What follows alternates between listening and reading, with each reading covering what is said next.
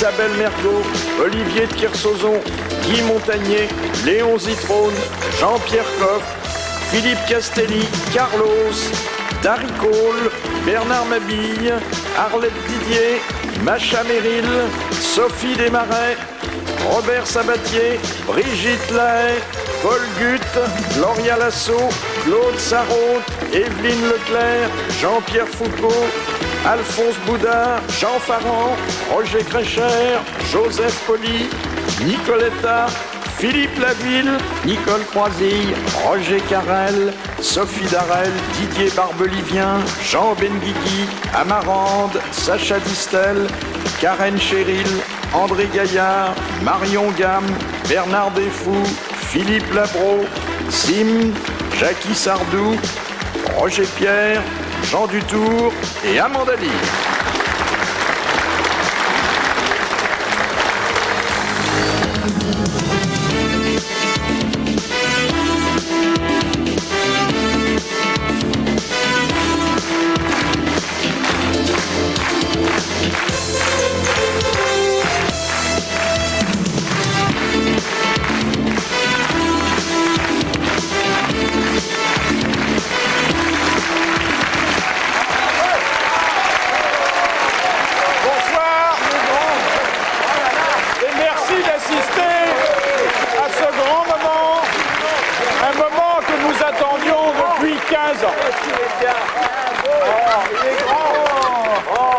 Vous ne trouverez pas anormal que la 5 000e d'une émission de radio se célèbre aussi à la télévision.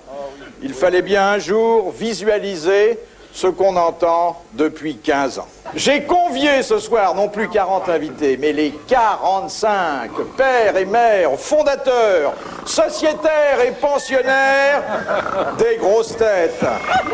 Les grosses têtes leur doivent d'être devenues une institution.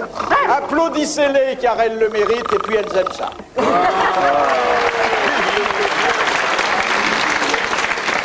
On peut pas rester. Oui, c'est vraiment l'affaire de quelques minutes, mon petit Gérard, vous nous connaissez. Vous auriez pu prendre vos précautions. Je vais poser, comme d'habitude, des questions avec l'espoir qu'elles susciteront des réponses. Dans le cas où nos correspondants colleraient les grosses têtes, eh bien, ils ne recevraient pas, comme d'habitude, une somme d'argent, mais une récompense tout à fait exceptionnelle. On n'est pas encore là. Nous recevrons une invitation pour assister à la 10 000e des grosses têtes. J'ai fait le calcul. Ouvrez vos agendas.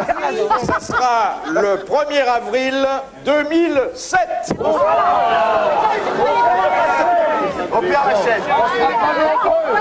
Et maintenant, la première question que nous envoie Mademoiselle Belpère de Loche.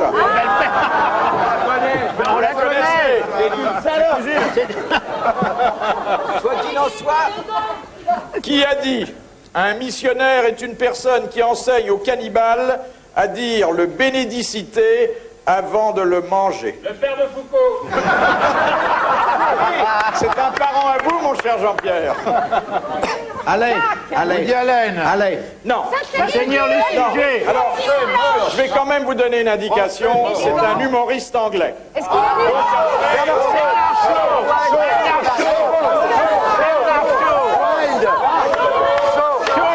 S'il vous plaît. Oscar Wilde. Alors, Humoriste. Bernard Shaw. non, ça, c'est un peu trop simple. Hein. Madame Thatcher n'est pas une humoriste, on l'aurait su.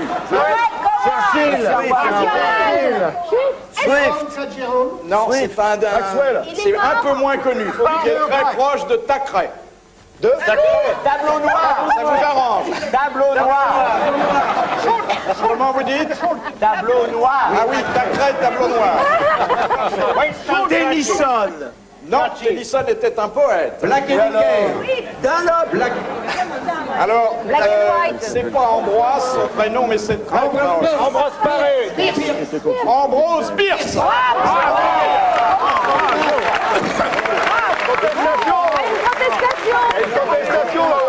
Ambrose Bierce c'est américain. Absolument.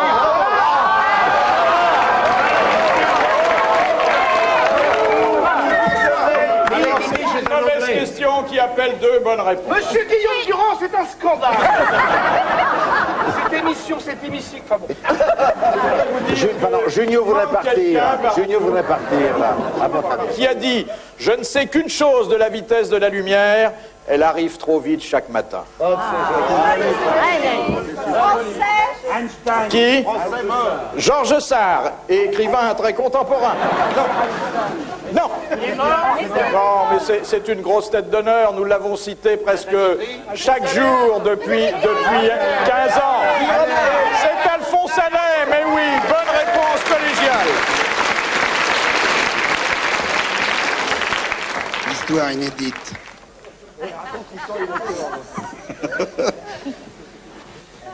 C'est un type qui rencontre un copain dans la rue, copain qui est bègue.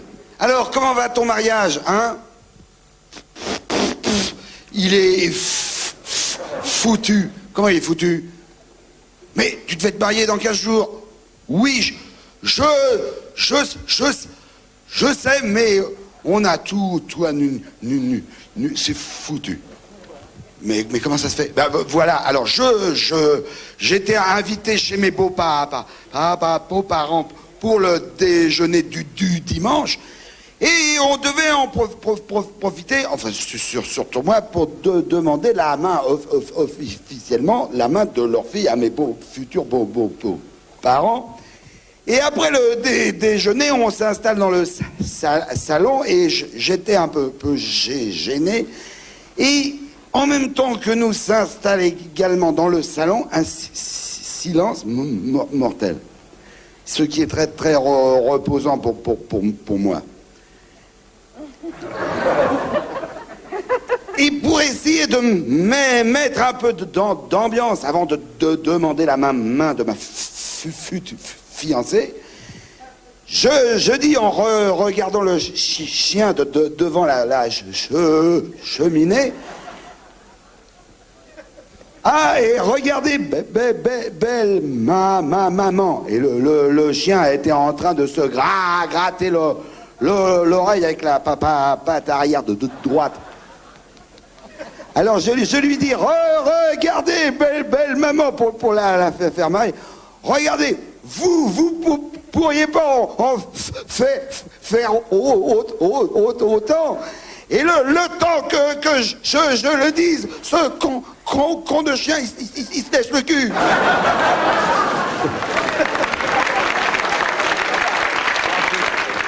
De Monsieur Grandrue, vous savez que Mahomet... Non, mais me regarde pas comme ça en parlant de Mahomet, je t'en tire une, moi. Mahomet a donné les 99 noms d'Allah au peuple de l'islam. Et il y avait en réalité 100 noms. Le 100e nom d'Allah, il l'a dit à quelqu'un qui ne l'a pas répété. Qui c'était? Non. C'est le sien. Il a dit... À son cheval. Passe, mais on est tout proche. À son chien. À son chameau. À son chameau. Ah ben voilà. Bonne réponse de Paul Gut. Et le chameau n'en a pas 10 mots. Et c'est pour ça que l'on ne connaît que 99 noms d'Allah sur 100. Je te le tiendrai après. Vous savez qu'est-ce que c'est que ça? C'est une dactylomyope. Merci,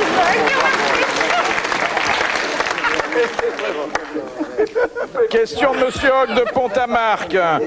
Quelle personne, pour rendre les services que l'on attendait d'elle, faisait-elle un jeûne de 3 jours, mâchait des feuilles de laurier avant d'entrer en transe?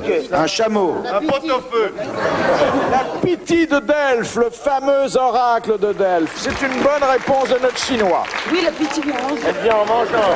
Au Moyen-Âge, quelle est la catégorie de femmes à laquelle on refusait d'être nourrice? On refusait à ces femmes d'être nourrices car on pensait qu'elles avaient partie liée avec le diable. Pablo, les sorcières. Les comédiennes.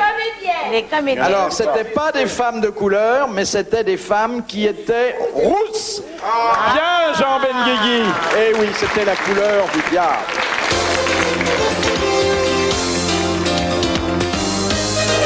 Quel est le rôle de l'assistant lors d'un harakiri? Il tient coupe le la tête. sabre. Il tranche la tête. Il tranche la tête. Il tranche la tête, oui, d'un coup de sabre, puis après il fait un peu de ménage. Après, ça il, se- il emmène Il des trucs éponge pour chez après. lui, il fait un petit pot-au-feu avec le mec. Bonne réponse de Roger Pierre et d'Olivier de Kersauzon. Vous connaissez l'histoire du mec qui arrive dans une pharmacie qui dit bonjour monsieur, il a un peu la queue, c'est un peu normal pour ce que je vais vous raconter après. Hein. Je voudrais un préservatif, s'il vous plaît. Je dis monsieur, on vend les préservatifs par 10, 50 ou 80. Et je voudrais un seul, s'il vous plaît. Monsieur, soyez gentil, il y a la queue derrière pour une boîte de 10. Ça vaut quoi? Ça vaut 22 francs, c'est rien du tout. Non, j'en voudrais un, s'il vous plaît. Vous pouvez m'ouvrir la boîte et vous m'en prenez. Non, on ne les vend pas à la pièce, monsieur, je vous le dis. Prenez la boîte de 10, vous l'ouvrez. Bon, le mec, il prend la boîte de 10, il file les 22 balles, il prend un préservatif, il rend les 9 autres au pharmacien. Il dit, qu'est-ce que vous en foutez? Vous faites ce que vous voulez. Mais pourquoi vous en voulez qu'un seul? Et j'essaye d'arrêter.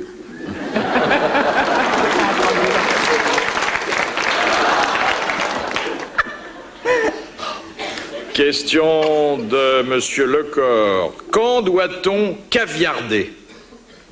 Oh, c'est un terme de cuisine. Ah oui, c'est pour les esturgeons, pour les œufs. Non.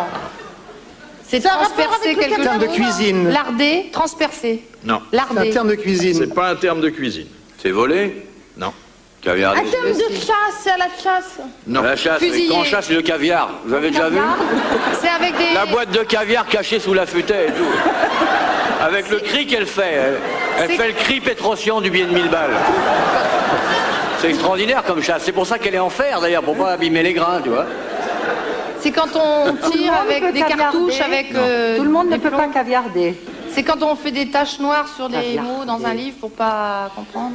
Ah, c'est presque ça. Et c'est- Code. C'est effectivement On fait des tâches. lorsqu'on supprime un passage dans un écrit Censuré. Ah ouais. voilà. et lorsqu'on Elle est censure. formidable, hein. Mais Ah, faut dire c'est- qu'elle était née à l'époque, elle. C'est une très belle réponse d'Evelyne Leclerc.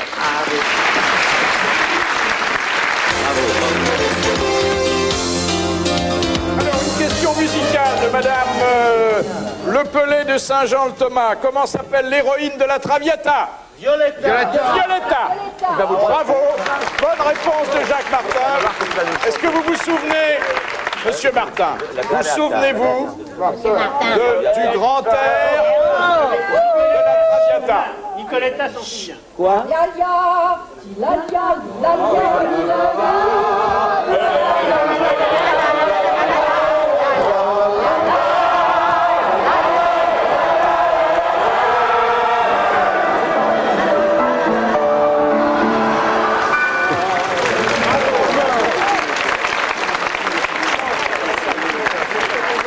Qu'est-ce qui provoque le léontiasis? Ça, c'est... Citrone.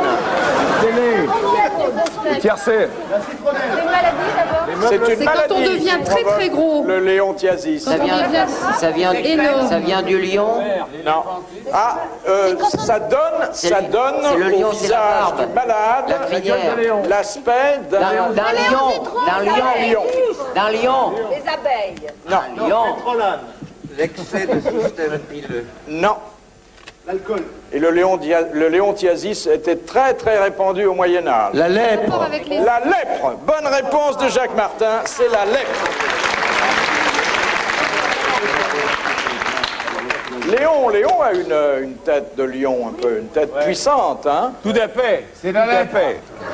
Non. Il y a une crécelle, même.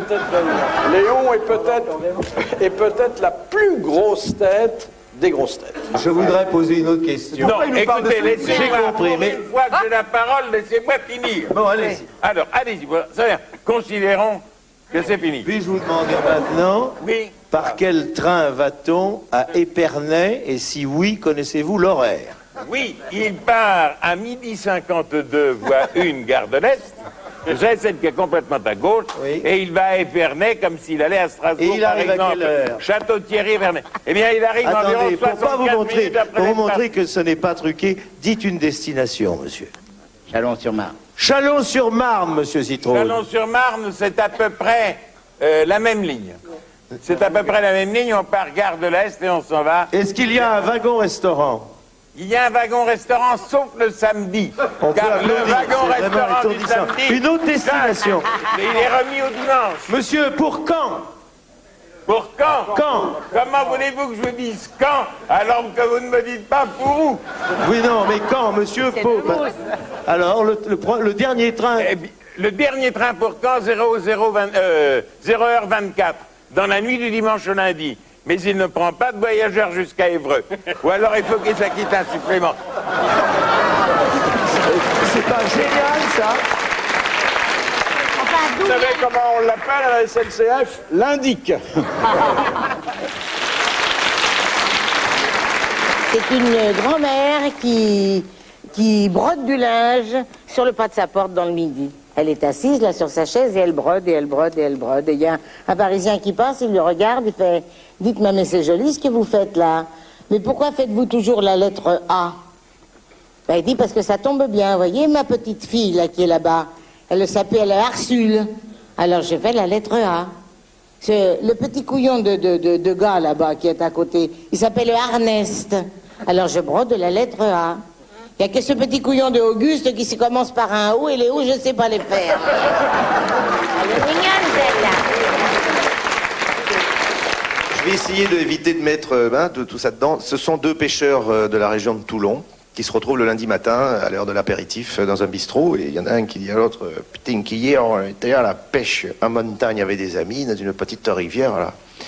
J'ai fait une truite, tiens-moi le micro, j'ai fait une truite 1,50 m, 25 kilos. » L'autre lui dit pendant que tu étais à la pêche avec tes amis en montagne, moi je suis allé pêcher avec des camarades, on a pris le pointure, on est allé en mer tranquillement. Et puis là, c'est plus besoin. Là, je peux le garder. Et on est allé tranquillement à la pêche, à la palangrotte. On a pris des sarres, des sarans, des girelles royales. Ça se passait bien. Et à un moment, je ne sais pas si c'est le courant, mais le plot, il s'en va et un monstre. 4h30 pour le remonter, le monstre. Je le remonte à bord avec les copains qui m'aident. Et on remonte quoi? Une moto allemande de la guerre de 40. Petit, moto allemande, c'est possible, un avion est tombé, tout ça, ça s'est détérioré, la moto, je comprends un peu. Ouais, mais c'est pas ça le plus fort. C'est que le phare avant de la moto, il était encore allumé. D'ailleurs, là, tu me prends pour un Parisien, c'est pas possible, parce que déjà, 50 ans après le phare allumé, c'est impossible. Il dit, alors écoute, je vais te dire, ta truite, tu la ramènes à une taille normale, et moi, j'éteins le phare. Qu'est-ce qui absorbe de l'eau salée durant sa vie et de l'eau douce après sa mort? Une éponge. Bien, très bon. De Monsieur Macaigne. Pourquoi, en avril 1951, dut-on remplacer tous les annuaires téléphoniques de Broadway? Parce qu'ils avaient été déchirés pour... Pour qui? Un ticker tape pareil. Pour les cosmonautes. En 51. La guerre de quelque chose. Effectivement, c'était un... Eisenhower. C'était pas Eisenhower, mais c'était un homme de guerre qui rentrait dans son pays. MacArthur. Bien, Claude Sarraute. Une question pour Jean-Pierre Coff. À la fin du 19e siècle, qui lança la mode de la dégustation des huîtres crues alors que jusque-là, on les mangeait chaudes? Probablement Morny. Mais qu'est-ce que vous racontez? Non, Balzac, n'avait pas... Non, mais enfin, c'est pas vrai, ça. Mais si. Non, non, on a mangé les huîtres d'abord crues. Flaubert. C'est un Anglais. Bien sûr, au départ. Mais c'est un écrivain. Victor Hugo. Non, qui a laissé la réputation d'un fin gastronome. Oui, c'était Dumas.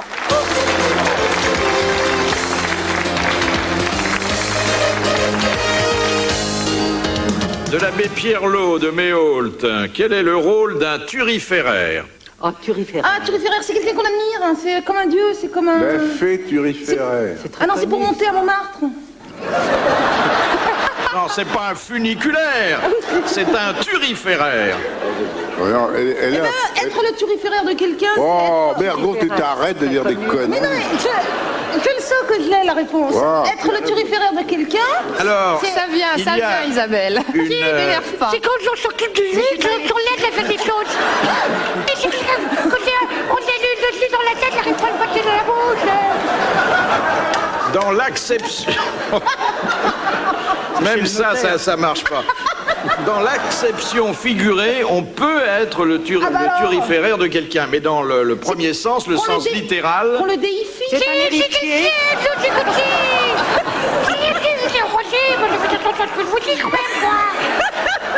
C'est chez le notaire, il y a un acte.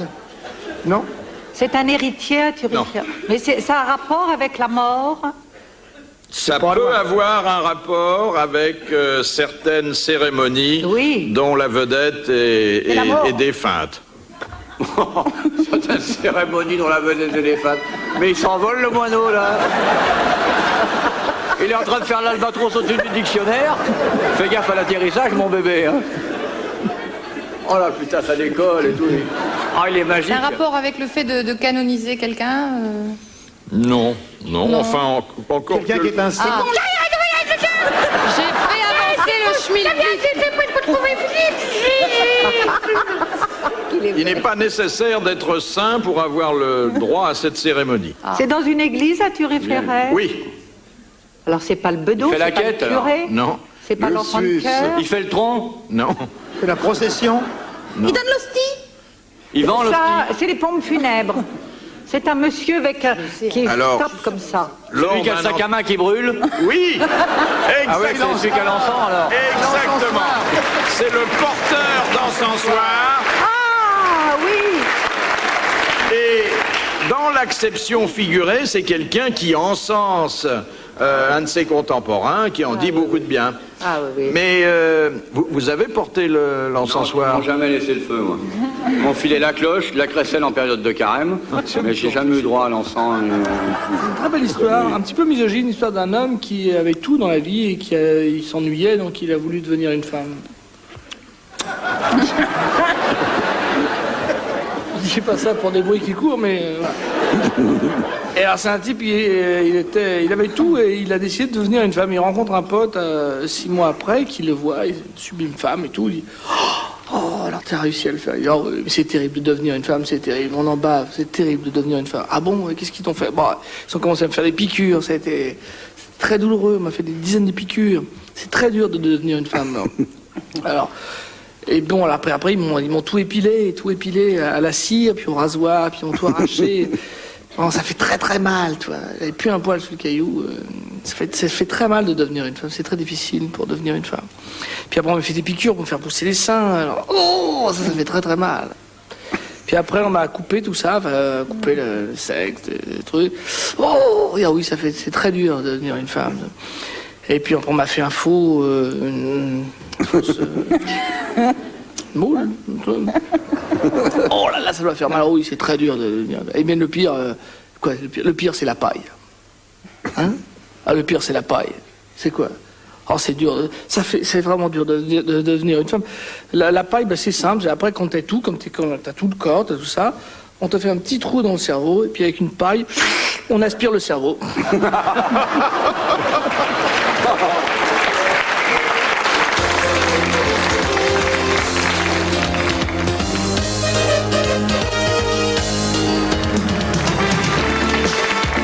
Alors, une question maintenant.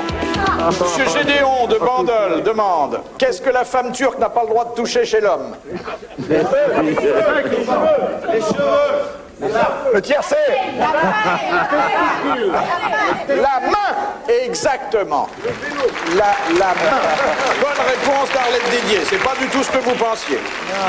De Madame Fongarnant: comment se comporte une personne qui proteste in petto? Intérieurement.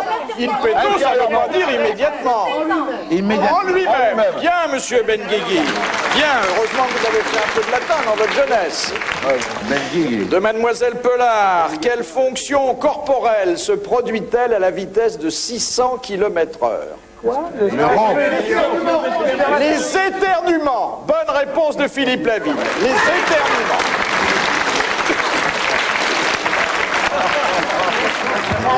À propos d'opération, il y a un homme politique très connu qu'on n'entend plus beaucoup parler, enfin on l'entend parler, mais... Alors un soir, il rentre chez lui, c'est sa vie privée, je dis, un démon, j'ai mal. Oui, qu'est-ce qu'il y a, mon chéri? J'ai mal, j'ai les hémorroïdes, j'ai très très mal. Écoute, chéri, assieds-toi. Non, je t'ai dit, j'ai les hémorroïdes. Bah écoute, je sais pas, tu as rendez-vous avec le médecin? Oui, demain, mais soigne-moi tout de suite, j'ai mal tout de suite, dépêche-toi. Il est brutal, il est brutal. Écoute, je sais pas, moi, j'ai pas une pommade, j'ai rien, j'ai... Ah oui! Ma mère m'a donné un remède extraordinaire. Je vais te mettre du marc de café et tu vas voir, c'est formidable. Oui, mais vite. Je lui fais du marc de café, il fait du marc de café. Enlève ton pantalon et ton slip, j'arrive. Hop, marc de café, plein de marc de café, tout est. Oh, mais dépêche-toi. Je lui mets. Ah! Oh! Ça va mieux? Oh oui, ça brûle, mais ça fait du bien. Merci. Bon, alors maintenant, je vais me coucher. Bonsoir, madame. Bonsoir, mademoiselle. Bonsoir, monsieur. Il se couche, hop. Ça va mieux. Il fait ça en dormant. Anémone a l'impression de dormir à Roland-Garros. Et alors, le lendemain, il va chez le médecin et ça recommence. Oh, docteur, vite, ding dong, docteur. Oh, bon, l'autre il ouvre. Écoutez, bonjour. Qu'est-ce qu'il y a qui va pas? J'ai mal, j'ai des hémorroïdes. Anémone m'a soigné hier soir, m'a fait un petit traitement. Ben alors là, j'ai très très mal. Alors, j'aimerais que vous me soigniez, docteur. Écoutez, enlève ta culotte. Je vais t'ausculter. Bon, alors il se baisse, hop, il se met à plat ventre. Et l'autre, il est là. Il bouge plus. Il bouge plus. Docteur. Ouh. Eh ben, docteur, qu'est-ce qu'il y a? Docteur. Qu'est-ce que vous voyez? Oh, docteur, qu'est-ce que vous voyez? Écoutez, je vois une rencontre, un voyage, une rentrée d'argent et beaucoup d'endettement.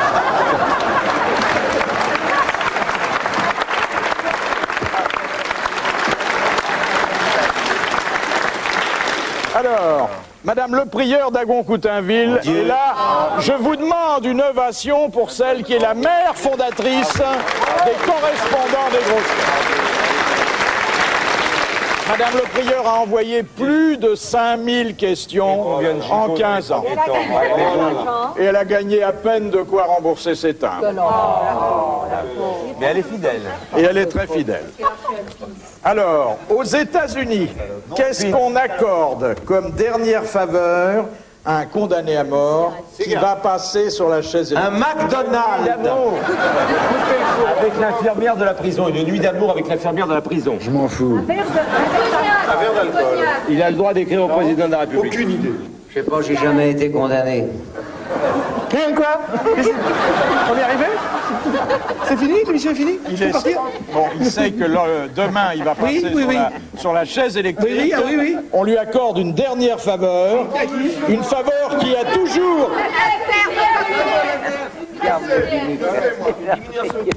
Le mec, je voudrais apprendre le chinois. Non. Comment? Français mort. Américain vivant. Il a le droit de visiter la prison. Il a le droit de... Non. Il a le droit de sortir. Frédéric Dard. Non, je vais quand même vous aider un petit peu. C'est une faveur que, avant l'abolition de la peine de mort, on n'accordait jamais en France. Faire l'amour. Oui, merci, merci. Léon, vous qui avez une grande expérience de la chose judiciaire.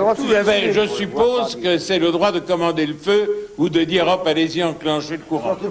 Non, ça a été une tradition pour certaines exécutions capitales militaires. Je peux poser une question, Philippe Bouvard. Je voudrais demander à Léon Zitrone, combien de fois avez-vous été fusillé? J'ai été fusillé 4 fois, mais toutes les 4 ont raté. C'est dommage. On applaudit Léon Zitrone. Vous savez que les mœurs américaines sont très différentes des nôtres, et dans ce domaine comme dans les autres. De téléphoner. Non. De souscrire une assurance sur la vie. Comment? D'ouvrir un compte en banque. Non. De souscrire une assurance sur la vie. On donne à ce monsieur... Se suicider. Il a le droit de se suicider. C'est une... Manger une belle andouillette tirée à la ficelle. Vous pensez que... Une belle andouillette tirée à la ficelle avant de mourir. Une terrine de canard au lièvre. Un peu gras du régime, pratiquement, non? Mais au contraire, qui mange ce qu'il ne digère pas d'habitude. Des fraises. des fraises, et comme c'est pas la saison, il attend. Non. En fait, il s'agit d'une dernière volonté que les mœurs françaises ne permettraient pas d'accepter. De faire l'amour une dernière fois? Non. Publier ses mémoires. Changer de religion? Publier ses mémoires, non. Changer de religion, non. Est-ce qu'il peut faire ça tout seul? Il peut faire ça tout seul, mais en prévoyant qu'il ne sera pas tout seul. Ah. Oui, Jean-Pierre. Il se met à la masse. Attendez. Bonne réponse. Laissons la parole à quelqu'un qui est pur. Donnez son cerveau. Non, c'est pas. Est-ce que c'est sexuel? C'est quelque chose qui concerne l'exécution elle-même. Choisir le bourreau. Il a le droit de choisir le courant. Choisir le courant. Il peut dire au bourreau soit de l'alternative, soit du continu. Non. Non, on l'a dit, c'est pas ça. Les gens qui seront avec lui. Exactement. Il a le droit de convier 6 personnes de sa famille ou de ses amis à la cérémonie. Aux meilleures places, dit le règlement. Bonne réponse de Patrick Sébastien. Peut remonter le niveau intellectuel de l'émission. Alors voilà, ça se passe dans un jardin. Depuis le matin, il y a la Violette qui pleure, mais qui pleure. Tout le monde est complètement effondré dans le jardin. Elle est près d'une grande Marguerite et à un moment donné, la Marguerite dit « Mais enfin, pourquoi tu pleures comme ça ?» C'est parce que je me suis trompée. Hein? Qu'est-ce que tu m'as dit? J'ai dit plus bas à la gauche. Ils m'ont dit plus bas à gauche. C'est Daniel qui reprenez sans vous troubler, il n'y a pas de quoi. Alors je reprends. Donc la Violette pleure et la Marguerite lui dit écoute, ne pleure pas comme ça. Elle m'a dit si. Si, m'a dit écoute, regarde, moi je suis une grande fleur toute bête. Toi tu es bien organisée. Moi j'ai pas de feuilles. Toi t'es des très jolies. Puis regarde, moi je suis blanc, j'ai pas de couleur. Toi tu es violette. Non, ça fait rien, je voudrais quand même être comme toi. Écoute. Elle m'a dit écoute, toi moi je ne sens rien. Toi tu sens bon. Regarde, non, ça fait rien, je voudrais quand même être comme toi. Elle lui dit mais enfin, pourquoi tu voudrais être comme moi? Elle dit c'est parce que je voudrais qu'on me déshabille en me disant des mots d'amour.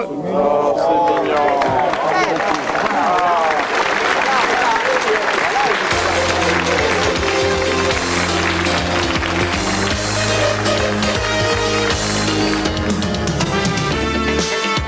Monsieur Laclos demande, d'après les assurances, quels sont les immeubles les moins touchés par les incendies? Il y a une statistique là-dessus. Parmi les assurances, ces immeubles. Non, d'après les assurances... Les immeubles de bureau. En briques. C'est un rapport avec le matériau? Non. Des immeubles avec les habitants. Il y en a à Paris. Oui, ce sont des grands immeubles où il y a... Près de l'eau? Souvent plusieurs centaines... Les tours. Les casernes? De quoi? De pompiers. Oui, les casernes de pompiers. Bonne réponse de Roger Pierre et de l'amiral. Statistiquement, mais on aurait pu s'en douter, ce sont les bâtiments les plus épargnés. Ouais, c'est intelligent, ouais. Je suis content d'avoir participé à la De Madame Materne de Soumagne, quelle est la plante qui, dès qu'elle s'élève du sol, fait grandir son propriétaire? J'ai bien une idée, mais ça va être grossier. La plante des pieds, bonne réponse de l'amiral. Ah, c'est vrai. C'est bien, amiral. Quand un poisson se noie-t-il? Car les poissons peuvent se Ah, noyer. quand il y a plus de... quand c'est dans l'eau qu'il n'y a plus de... D'oxygène. D'oxygène. Oui. Bonne réponse de Guy Montagnier. Merci à Isabelle Mergo.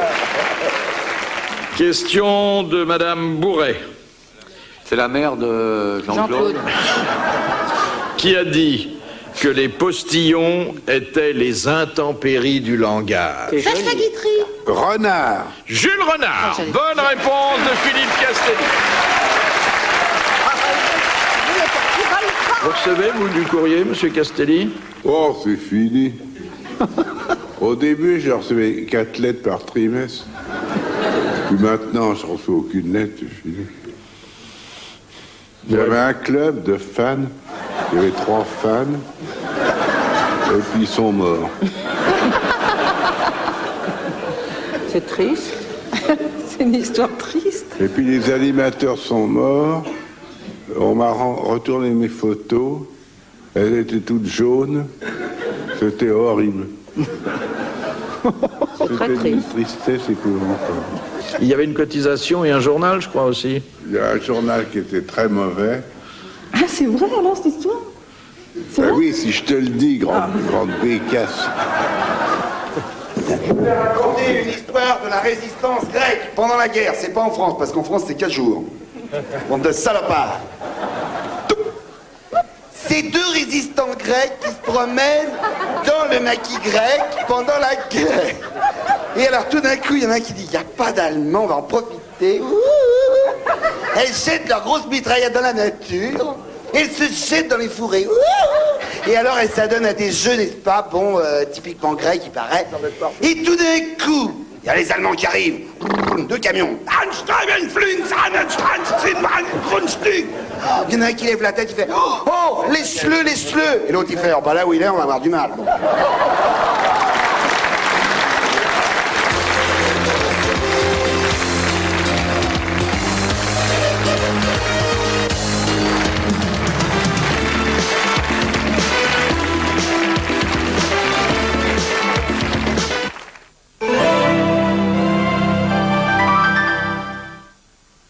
Pourquoi les femmes choisissent-elles le chat compact? Contribuer à la protection de l'environnement, je trouve ça très important. Voilà pourquoi j'ai essayé le chat compact.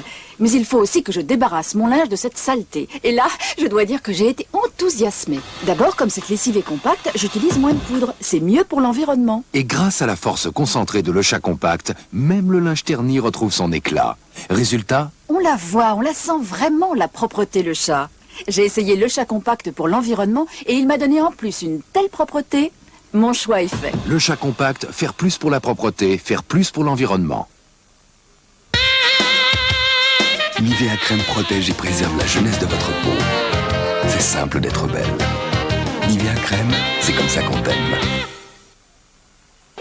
Regardez, un enfant en danger. Mais vite, il faut l'aider. On est trop loin. Poisson d'or, donne-nous ta force. Voilà mes croustibats. Les bons panés du poisson d'or. Fin douce, ça les rend très forts.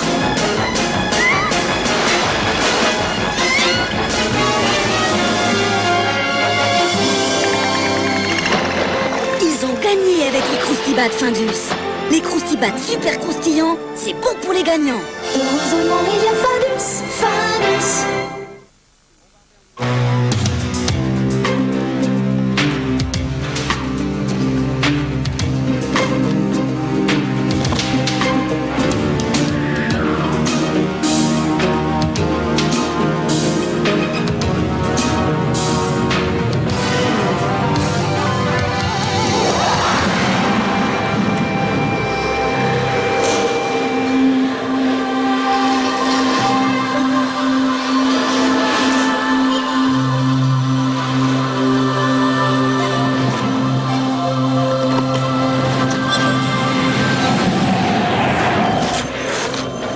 Crédit Lyonnais, il n'y a pas d'obstacle insurmontable.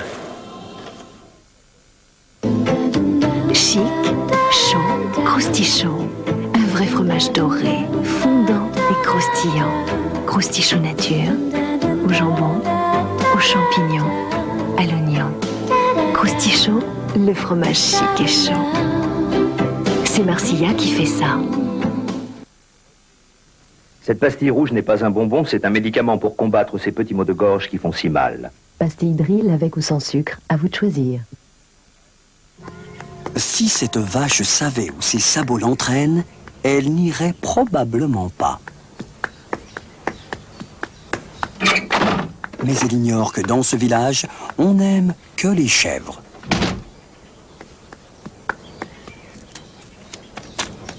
Ici, de père en fils, on est fidèle aux chèvres pour leur fromage, le Saint-Loup, un chèvre de caractère. Saint-Loup sur Touet, le chèvre tendre et doux.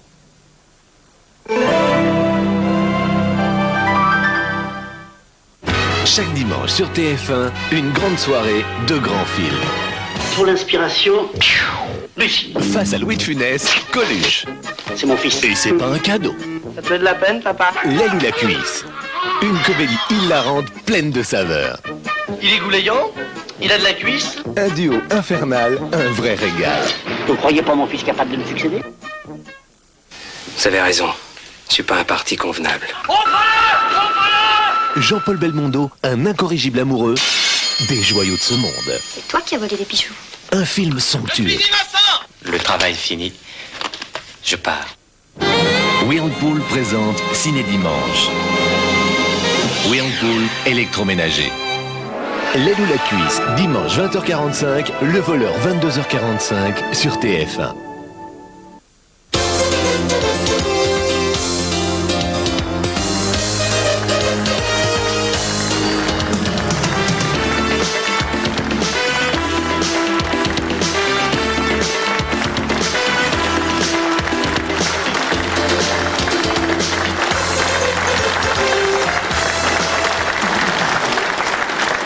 Elle est très très courte, c'est un monsieur qui dit votre fils là, quel âge il a?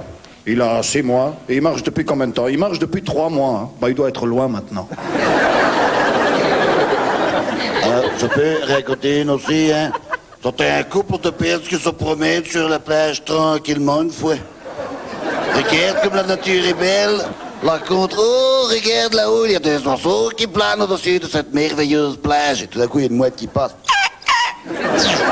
Oh, pour te faire dire qu'il fait rien. Il m'a fait caca là dans l'œil. Alors le mari dit, attends voir. Vite, passe-moi un morceau de papier hygiénique. Il dit, oh bon, c'est pas la peine maintenant, elle est loin la mouette.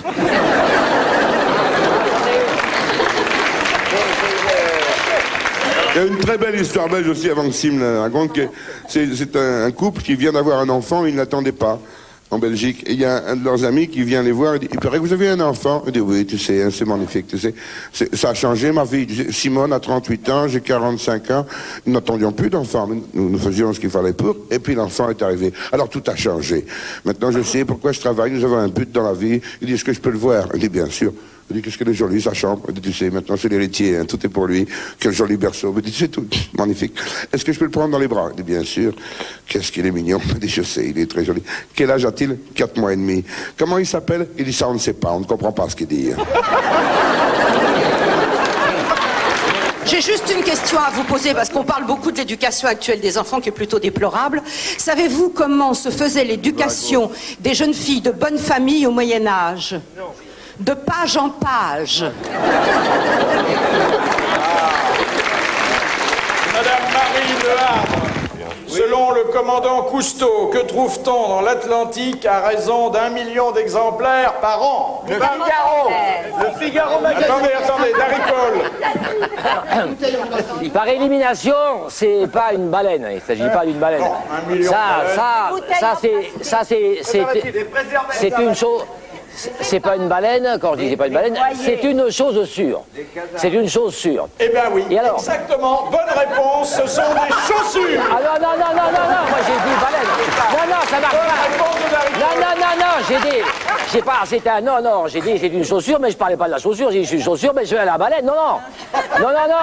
Ça fait 5000 émissions, j'en ai fait 4, et encore me faut au piano à chaque fois, alors j'ai droit à parler. Non, donnez-moi une autre question, moi je vais répondre. Bon, alors, une autre question pour vous permettre de remonter dans notre estime de Madame Colomb. Pourquoi Vercingétorix ne boutonnait-il jamais son pantalon? Attendez, Daricole. Parce qu'il était bien monté. Bien monté contre César. Ah oui, oui. Il n'y avait pas, mais oui, ça n'existait pas encore, le bouton. Bonne réponse de Joseph Poli, qui n'a pas son pareil pour les défaire. Je dois évoquer, c'est un petit retour sur le passé, une histoire qui nous est déjà chère, la naissance des grosses têtes. Est-ce que vous vous attendiez, Jean Farand, vous qui êtes à l'origine de cette émission, est-ce que vous vous attendiez à ce que 15 ans plus tard, elle soit toujours à l'antenne? Non, mais ça, ce n'est pas grâce à moi, c'est grâce à vous. Non, c'est grâce à nous tous, mais c'est grâce au public. On ne savait pas que le public allait avoir cet engouement, d'abord pour la culture et puis ensuite pour la gauloiserie. Oui, parce que ça a dérivé de la culture à la gauloiserie, oui. Et c'est vous qui l'avez fait dériver.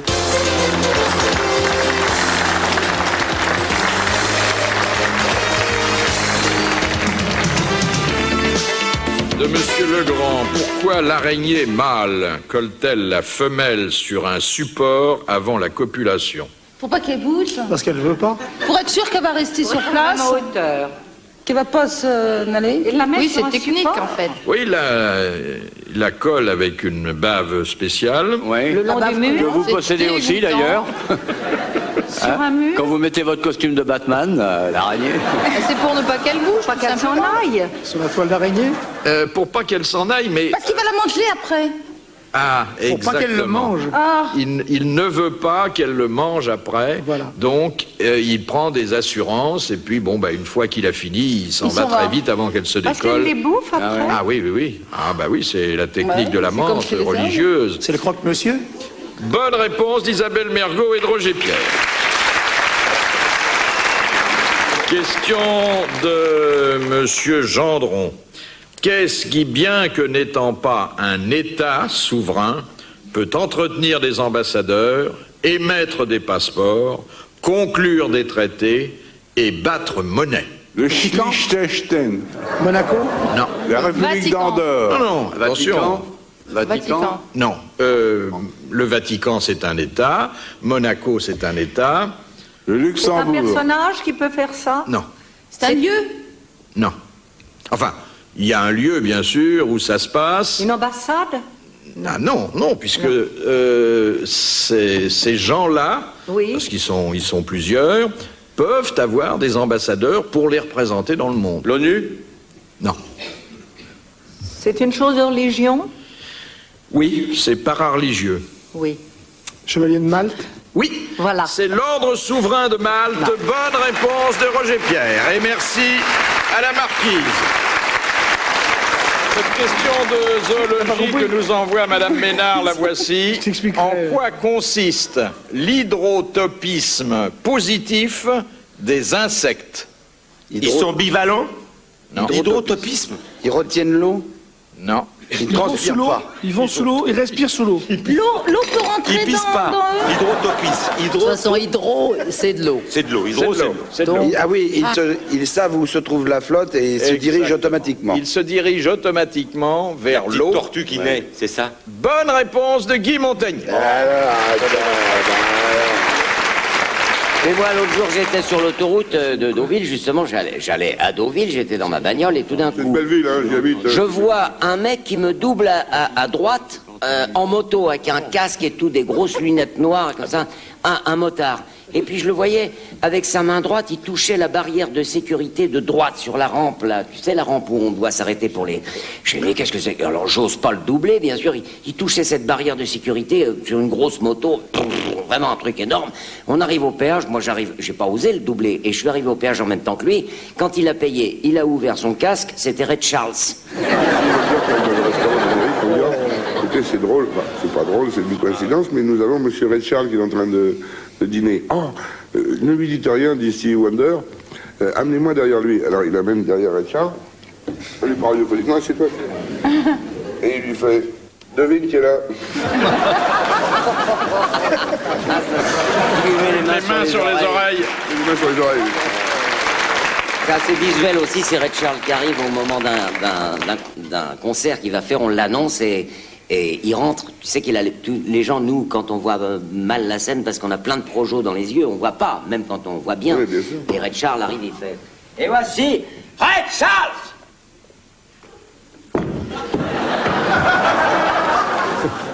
Et voilà. Comment appelle-t-on une femme qui ne prend pas la pilule? Maman. Qui a dit l'homme a reçu de la nature une clé avec laquelle il remonte la femme toutes les 24 heures. Enfin, dans le meilleur des cas. hein. Un horloger. Qui? C'est pas un horloger. Non, c'est pas un horloger. Et le non. trou de la clé, il est comme dans les jouets, dans le dos. C'est récent, ça. Pourquoi toutes les 24 heures? Parce que le monsieur qui a dit ça avait une activité sexuelle particulièrement... Lente. Simenon. Non, non. Lente. Particulièrement fréquente. Fréquente. Victor Hugo. Georges Simenon. Victor Hugo. Bonne réponse d'Olivier de Kersauzon. Il était chaud lapin, Tonton Rigaud. Et jusqu'à 80 ans passés, il troussait les petites bonnes de la place des Vosges. Hein. Ah oui, et puis il notait combien il leur avait donné. Oui. Zézette, une cloche, 3 francs. Puis il faisait le compte. D'ailleurs, il est l'auteur du fameux poème « Tiens mignonne, voilà 100 sous », qui était un des poèmes les plus connus de Victor Hugo. Vous avez raison, Georges Simenon était aussi très actif. Hein. Les femmes de ménage, beaucoup. Ah oui,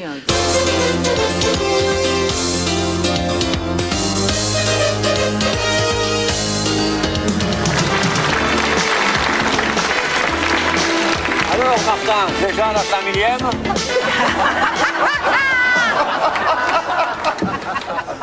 Eh oui, cher Kersozon, déjà 15 ans sonnés. Ah. Ça ne fait que 11 ans pour moi de t'accompagner. 11 ans. Je n'ai pas vu le temps passer. 1-0. 11 ans. Avec Bouvard, c'est dur, mais il faut bien gagner son lard. As-tu des nouvelles du nain? J'en ai reçu, je crois, maintenant. L'enfant mégot exerce son talent tout seul à Bobino. Il faut le voir, le petit. Il en est même capable de nous haranguer debout sur son cartable. Avec son pupitre, essayant de dérider cette salle capriste, une lumière trop forte. Et toi, Martin? Moi, j'ai failli prendre la porte, mais je suis resté car nous l'avons connu, tu t'en souviens, dans la rue. Oui. Il sortait du ruisseau dans un tout petit bateau. Comme il était mignon, encore tout frais et doux. Hein? Et tu m'as dit, allez, on l'amène chez nous. Et on est venu chez toi. En finale aux grosses têtes. Tu nous plaisais bien, avec ta petite casquette, habillée en marin, comme tu étais jolie. On te donnait le biberon, il te lavait le pipi, toi encore. Tous les deux, on prenait soin de toi. Il arrivait parfois que je te gardais dans mes bras. Je te gardais près de moi quand la lumière se couche, pour éviter aussi que...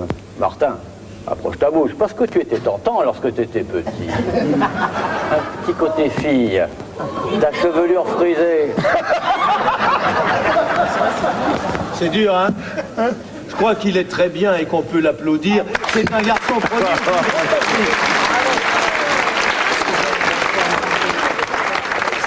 Sacha Guitry. Et vivant. Et vivant. Merci. Montagnier. Non. Montagnier. Qui joua le rôle d'un espion français dans Bon baiser de Hong Kong. Zitrone. Léon Zitrone. Le code pénal. Bouvard est tellement petit qu'on dirait un pins.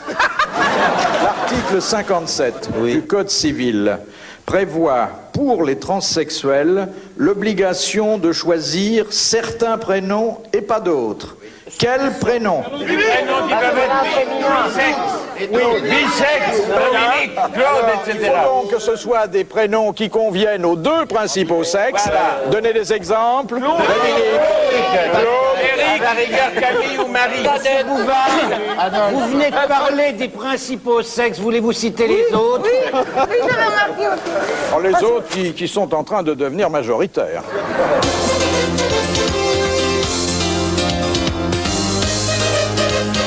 Le gars à la mer qui dit « Oh, je suis allé au moule, je suis moulu. » C'est la famille, ils auraient dû aller au coq.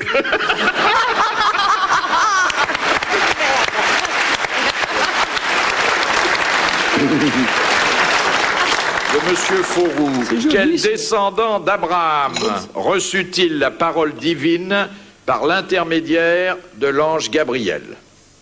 Oh là, c'est compliqué ça. Vous pourriez répéter la question? Oh là là, des questions comme ça. C'est pour la salle, il y a des gens qui n'ont pas compris dans la salle. Qui c'est qui a reçu quoi, la parole de qui? D'Abraham. C'est un descendant d'Abraham. Oui, Lincoln. Il a reçu la parole divine par l'intermédiaire de l'ange Gabriel et il est devenu ainsi un prophète. Jésus. Pierre. Moïse. Paul. Isaac. Simon. Pierre. Isaac. Ah non, oui, Luc. Jean-Baptiste. Non. Marc. Damné. Comment il s'appelle le mec Ah qui l'a merde, fait traverser? Jean. C'est un islamiste? Non? Mahomet? Mahomet. Bonne réponse de Gérard Jugnot. Quel est pour vous le comble de la douleur? Et celui dont je vous demande le nom répondit être séparé de maman. Un fils? C'est pas con comme réponse. Jacques Martin? Non. Jésus? Non. C'est un genre Proust, non? Oui, c'est Marcel Proust. Bonne réponse d'Amanda Lear. Quel est l'écrivain qui, à demi paralysé, continuait à se rendre tous les jours chez Madame Récamier, devenue aveugle?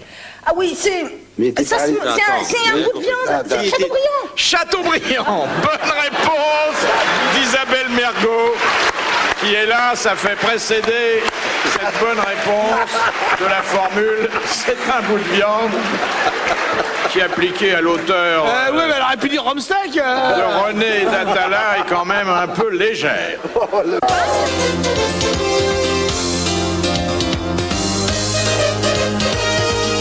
Je voudrais juste vous faire remarquer une chose, parce que vous êtes des gens avertis. À propos des hommes politiques, vous avez remarqué comme les hommes politiques, ils ont tous une gestuelle à eux. J'en profite parce qu'à la radio, celle-là, elle passe pas. Quand elle est à la télé. J'ai étudié la gestuelle des hommes politiques. Vous vous souvenez de Gaulle? C'est votre époque, Léon. Et de Gaulle, il faisait « Français, je vous ai compris, vive le Québec libre !» Vous voyez, c'était une gestuelle de main. Chirac a aussi une gestuelle de main. Chirac, il fait « Écoutez, Français, je suis très heureux de fouiller dans les parties de Giscard. » Vous voyez, c'est ce qu'il expliquait avant. Vous avez Mitterrand qui a une gestuelle des yeux. Il cligne des yeux. Et il fait « Français, je vous avais promis 2 millions de chômeurs, je suis allé au-delà de mes promesses. » Vous avez Marché. Vous avez Marché qui a une gestuelle de bouche, avec la langue, il fait toujours ça. Ah, camarade, je suis content. Vous avez la Joigny qui a une gestuelle de rien. C'est vraiment, comme ça, il se passe rien, je suis bien content d'être ce soir aux grosses têtes, ça me fait bien plaisir. Vous avez Barre qui a une gestuelle de ventre, je suis content. Et Krasuki qui a une gestuelle de poing, vous voyez, qui fait toujours, camarade, comment ça va, il faut manifester. Bon. Et je me suis aperçu, ça va vous faire plaisir, mesdames, que tous ces mecs-là avaient des gestuels comme ça, parce que c'était une fois qu'ils avaient tiré un coup. Si on les reprend dans l'ordre, vous allez voir que ça cadre complètement. De Gaulle, c'est « Simone, Monique, je vous ai niqué, vive la quéquette libre !» Vous voyez, c'est plus musclé. Chirac, c'est « Écoutez, c'était à chier, c'était nul, j'avais les testicules comme des raisins de Corrèze. » C'était vraiment le RPR, le ramonage pour rien. Et vous avez Marché, vous vous en souvenez? Marché, c'est « Ah !» Je trouve que... Ah ! Tout ça, ça se démembre, c'est comme l'URSS. La Joigny, c'est toujours pareil. Ben, j'ai cherché le point G sur la carte, je ne l'ai pas trouvé. Mitterrand, l'explication, c'est que quand il cligne, il s'est fait lifter, Mitterrand. Ah, quand il cligne des yeux, c'est-à-dire quand la peau sort d'un côté, elle rentre de l'autre. Et ce qui fait que quand je parle aux Français, je les baise. C'est clair. Hein?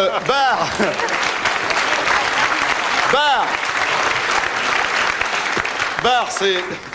Écoutez, Madame Denis, c'est la dernière fois que je viens dans cette boîte de PD. Et Krasuki, pour terminer, c'est de toute façon, je peux pas parler, ça fait 3 heures que je tape à la porte, j'en ai pas encore baisé une.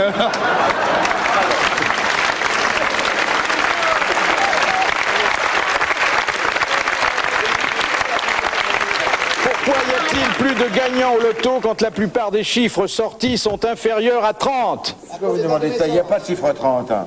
Ah si, ah si. Je joue jamais l'auto, pourquoi vous me posez cette question à moi? Parce qu'un peu de bon sens vous permettrait de répondre comme Philippe Laville va le faire. Ils ont leur date de naissance. Ils jouent leur date de naissance. Et on est rarement né le 40 d'un mois. Bonne réponse de Philippe Laville. Pourquoi vous posez cette question à moi? Parce que vous passez pour être un des comédiens les plus intelligents de Paris. Ça c'est vrai, ça c'est vrai. Il passe, mais il passe vite. Hein. J'aurais dû dire, vous passiez pour elle. Vous passiez. Monsieur Bouvard. Oui, monsieur Martin. Posez-moi une question. Alors, c'est monsieur Talence qui pose cette question. Oui. Qu'inventa le Suédois Sundback en observant 2000 pattes accouplées ventre contre ventre? La fermeture éclair. Bien, Jean-Pierre Foucault. La fermeture éclair.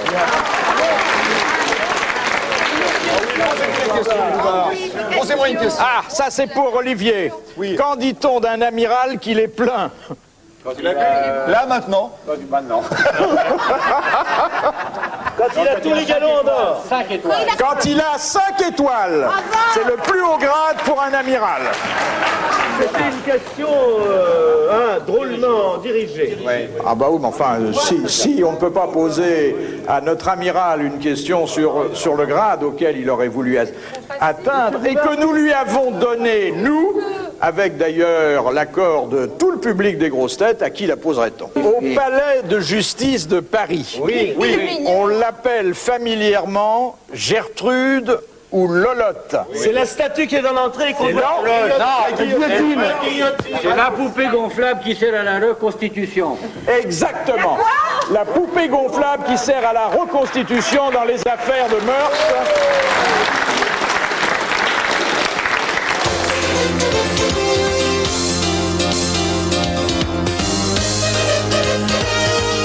Qu'est-ce que c'est pour vous une femme? Une femme? C'est tout ce qui peut me faire rêver. Côté cauchemar. C'est délicat, c'est charmant, ça sent bon, ça a des cheveux longs, ça accueille l'homme à la tombée de la nuit, en entr'ouvrant son corps et la partie de ses rêves. Une femme, pour moi, c'est tout ce que j'ai espéré rencontrer dans ma vie. J'ai fait pas mal de tentatives. C'est une façon de se conduire. Une femme dans la vie d'un homme, c'est un peu comme des fleurs dans une maison. C'est agréable, mais ça fane. Mais arrête, Bernard. Une femme, c'est un état d'esprit, quoi. Non, mais j'aime bien les femmes. Moi, je suis pas misogyne. C'est une légende. Alors, moi aussi, j'ai raconté une petite histoire. Tiens, il y a longtemps que ça m'était pas arrivé. C'est deux petites filles qui sont au bois, comme ça. Enfin, pas au bois de Boulogne, mais enfin au square Boussicot, disons. Et elles poussent deux landaux dans lesquels, dans chaque landau, il y a une poupée, enfin un petit baigneur. Et une des petites filles dit à l'autre, bonjour madame, dit l'autre. Vous avez un bien joli bébé, madame. Merci, madame. Vous l'avez payé cher, votre bébé? Oh oui, j'ai payé très cher. J'ai payé 112 francs 77. Ah oui, en effet, pour ce prix-là, vous avez un beau bébé. Mais vous aussi, madame, vous avez un beau bébé. Combien vous l'avez payé? Je l'ai payé 122 francs 50. Ça, c'est un très, très beau bébé. Alors là, vraiment très beau et qui vaut son prix. Puis elle continue à marcher de conserve et elle rencontre une vraie dame avec un vrai landau dans lequel il y a un vrai bébé. Elle s'approche de la dame, elle lui dit « Bonjour madame, vous en avez un joli petit enfant, joli bébé dans votre landau ?» Et la dame entre dans le jeu et dit « Mais je vous remercie, mesdames, vos bébés à vous ne sont pas mal non plus. » Et vous l'avez payé cher, dit les petites filles. La dame, oh oui, je l'ai payé très cher, dit la dame, mais aussi il est beau. Combien vous l'avez payé, madame? Je l'ai payé 250 000 francs. Ah, bien, madame. Puis elles s'en vont, et l'une dit à l'autre, elle s'est fait baiser. Madame le prieur d'Agon-Coutainville, comment appelle-t-on un baptême donné d'urgence par un prêtre catholique? L'extrême-onction. Une douche. Un bain. Non. Lorsque l'état de santé de quelqu'un qui n'a pas été baptisé exige qu'on procède au baptême sans attendre. Bah, c'était pas pour ce que j'ai dit d'extrême-onction. Il fait d'une pierre deux coups, quoi. Fédéral Express. Chronopost. In extremis. Chronopost. Non, écoutez, bon, il y a quelqu'un là qui se sent très mal. Oui. Un prêtre passe. Faites évacuer la salle. Un prêtre passe. Ouais. Oui. Un prêtre passe. Justement. Avec son revolver à la tête, il lui en tire une dans la tronche. Pour vous expliquer les choses. Un prêtre passe. Laissez-moi une chance de vous convaincre. Oui, on est convaincu, mon bébé. Bon, il est très mal. Le prêtre passe et pense qu'il est de son devoir de lui donner de l'extrême onction. À ce moment-là, quelqu'un lui fait attention, il n'est remarquer pas baptisé. qu'il n'est pas baptisé et qu'il faut donc faire les choses dans l'ordre. Ouais, ça s'appelle une totale, ça s'appelle. C'est en latin, le truc? C'est en latin? Non, c'est un baptême très très rapide. Ouais, mais vont faire vite dans ces cas-là. Fast-food, quoi. Le baptême McDonald's, quoi. Faut se pogner dessus. Et il faut tout qu'il fasse, le mec, avant de crever. Il faut qu'il fasse son baptême, sa communion et l'extrême-onction. Ouais. Non, crevez pas. Tenez-moi le nom de Dieu. Plus la confirmation. Ça porte un nom. Il faut le trouver, c'est ça? Oui, s'il n'y avait pas de nom, je vous le demanderais pas, hein. C'est connu ce nom? Oh là, assez connu. Moi aussi, c'est d'ailleurs un mot, non pas vous. Le viatique? Le viatique. Speedy quelque chose. Non, c'est assez poétique d'ailleurs, c'est un joli mot. À l'envolée. Bon voyage. Salut. À l'envolée. Pâquerette, moi j'aime bien ce mot-là. À l'envolée, à l'acheter, à la quelque chose. Bonne chance. À la va-vite, à la... Bonne chance, vieux. À la va comme je te pousse. Non, mais attention, c'est du latin, ça. c'est pas le mot baptême qu'on emploie à ce moment-là, c'est un mot... Batiscaf. À la giclée, à l'asperger. Ah, ça y est, elle est repartie. À la volée. Un baptême à la volée. Je suis pas sûr qu'elle était faire de la télé en Italie. Alors, C'est poétique. C'est un adjectif. Ça s'appelle Non, le c'est un- quelque chose. Ah non, C'est c'est que un pour ça. substantif, c'est L apostrophe, parce que c'est un mot qui débute par une voyelle. La.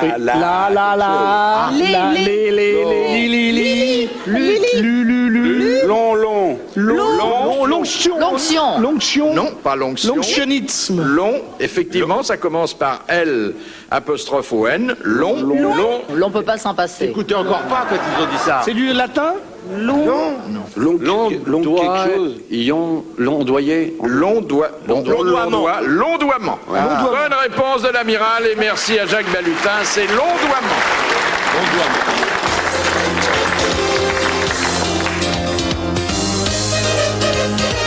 Vous voulez me poser des questions? Oui. Ah non, pas avec mes feuilles. On peut vous poser des... Ce serait trop facile. Attendez, je vous pose une question très difficile. Oui. Quel est le constructeur du grand égout collecteur de Rome? César. Du grand coup. Berlusconi. Quel est? Le Cloaca Maxima. Oui. Oui, c'est... Quel est l'empereur qui a construit le grand égout collecteur? Je sais, c'est mon opération. Alors? Moi, je dirais plutôt Néron. Ah non. Quel ancien. Ah oui, attendez, je crois, attendez. Oui, cherchez bien. Attendez. Je suis avec vous, monsieur Allez-y. Martin. C'est qui? C'était Tarquin l'Ancien. Parfaitement bonne réponse. Bravo. Alors, mademoiselle Cécilia Sabena. Oui, monsieur. Dites-moi, soyez gentil, s'il vous plaît. Combien de temps met l'avion pour aller de Bruxelles à New York? 1 minute, s'il vous plaît. Merci, mademoiselle. C'est une dame de la très très bonne société qui a fait la connaissance d'un jeune homme qui n'a pas beaucoup d'éducation. Alors elle lui fait son éducation, elle l'emmène un soir à l'opéra et il y a un très très bel opéra et elle lui dit alors qu'est-ce que tu en penses à la fin du premier acte? Oh dis-moi, tu sais l'opéra, hein, j'aime mieux les concertos, j'aime mieux ça fait dit non, on dit un concerto, des concerti. Ah bon, très bien. Le deuxième acte arrive, à la fin du deuxième acte, il dit alors les voix, tout ça. Ouais, c'est bien, elle chante bien, ouais, mais moi j'aime mieux les duos. Il dit non, on dit un duo, des duos. Le type se lève, il passe devant elle, il fait t'es vexé, tu t'en vas. Non, je vais faire pipeau, la vabi. Nous avions parmi nous un grand écrivain. C'est Paul Gut. C'est pas Hein? mal. Et oui, Paul Gut est le doyen des grosses têtes. Et Paul Gut a créé chez nous, nous nous en souvenons avec beaucoup d'émotion, l'opéra chinois. Vous vous souvenez? Alors l'opéra chinois, c'est à peu près comme ceci.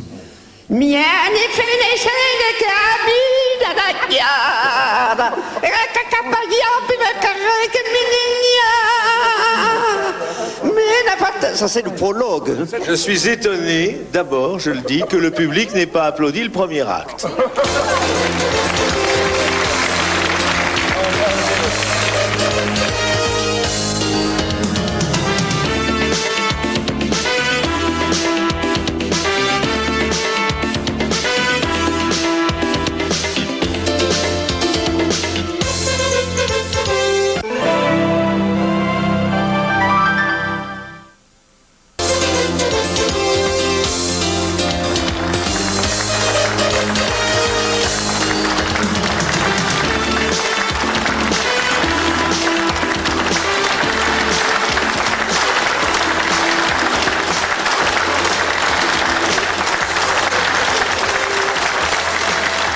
Il y a un viol qui s'est commis en Belgique. Hein. Ils ont arrêté un suspect et ils disent à la fille, vous savez, ça va être un peu dur pour vous, mais nous avons arrêté un suspect. Mais je ne veux pas le voir. Ils vont tous être déguisés. Il y aura 6 inspecteurs de police et lui, habillés pareil. Ils vont se retourner un moment. On vous protégera, nous serons à côté de vous et nous vous désignerez. À ce moment-là, les 6 mecs donc sont de dos, habillés pareil. Ils se retournent et le mec fait « C'est elle !» Voilà, c'est l'histoire belge. Il y a l'histoire aussi de l'Agence nationale pour l'emploi en Belgique. Alors il y a un guichet, il y a malheureusement des tas de chômeurs qui sont là et qui font la queue. Et la femme du guichet dit au mec, monsieur, vous êtes chômeur? Il dit, oui, quelle est votre profession? Il dit, je suis graisseur de clés anglaises. Pardon, monsieur. Je suis graisseur de clés anglaises. C'est un métier, ça? Mais je pense bien. Non, mais graisseur de clés anglaises. Quel est votre nom, s'il vous plaît? Jean-Jacques Rousseau. Jean-Jacques Rousseau? Vous avez un nom drôlement connu? Je pense bien, mademoiselle. Ça fait 20 ans que je graisse des clés anglaises. Et juste après lui, il y a un autre mec qui s'amène, il dit, chômeur, monsieur, oui. Quel est votre nom? William. Sans P. Pardon, monsieur. William. Sans P. Non, mais monsieur, je demande le patronyme. Et le prénom et le nom. William, je vous dis, madame. Sans P. Il n'y a pas de P dans William. Il dit, madame, ça fait 3 fois que je vous le dis.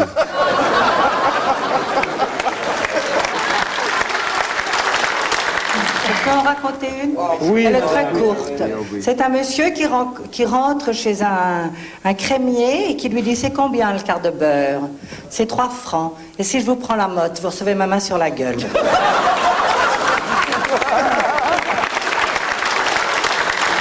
Mais je voudrais que quelqu'un me tienne le micro parce que j'ai besoin de mes 2 mains. Voilà, puis il faut que je me lève, Sacha, je suis désolée. Alors voilà, c'est une dame qui a des gros seins dégoûtants qui lui tombent jusque sur les chevilles. Alors elle décide d'aller chez un... Ma main sur la gueule, quoi. Mais dis, t'as de très beaux seins, toi? Non, non. Oh, si, ils sont beaux. Alors elle décide d'aller se faire opérer, elle va chez un grand chirurgien, elle tape à la porte, le chirurgien lui dit, bonjour madame, qu'est-ce que je peux faire pour vous? Alors elle dit, docteur, bah voilà, j'ai des seins qui sont pas beaux, je suis ennuyée comme tout. Enlevez votre soutien-gorge, madame, elle enlève. Le type voit fait dire, oui, ma pauvre dame, bah oui, vous avez vraiment besoin d'une opération. Bon, bah d'accord, docteur, combien ça va me coûter? 25 000 francs. Oh, je peux pas, docteur, j'ai pas d'argent, je peux pas. Bah, qu'est-ce que vous voulez que je vous dise, ma pauvre dame? Je peux peut-être vous aider, je connais un type à côté qui est pas mal du tout. Pour 50 francs, il peut vous arranger ça. Oh, merci, docteur. Elle s'en va, elle est contente, elle va taper à la porte du gars.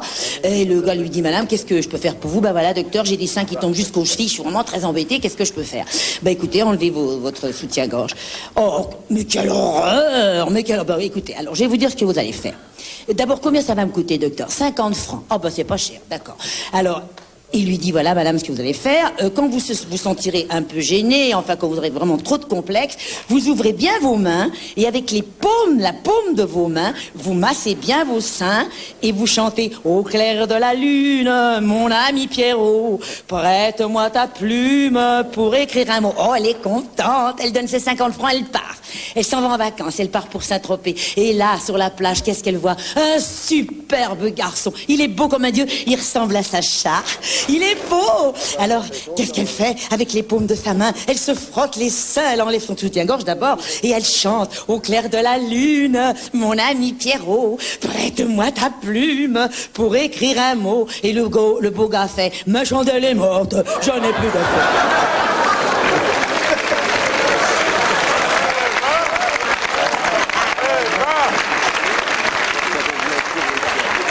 Jean-Pierre Foucault, qu'est-ce que vous feriez? Mais non, laissez pour une fois le micro à quelqu'un qui a quelque chose à dire. Qu'est-ce que vous feriez, Jean-Pierre Foucault, si des invités racontaient ce soir des histoires comme nous en avons entendu? Je serais en train de chercher dans le fichier quel est le téléfilm qu'on pourrait passer à la place.